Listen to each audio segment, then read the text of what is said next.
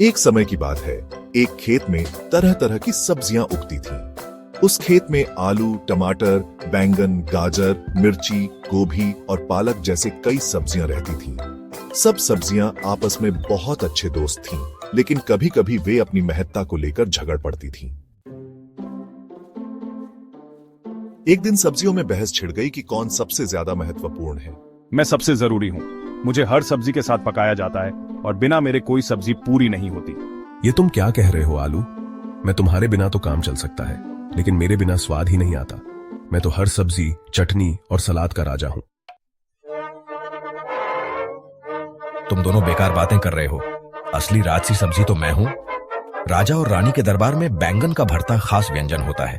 मुझे मत भूलो, मैं सिर्फ स्वाद ही नहीं, सेहत के लिए भी सबसे अच्छा हूँ। मुझसे लोग सलाद और हलवा बनाते हैं।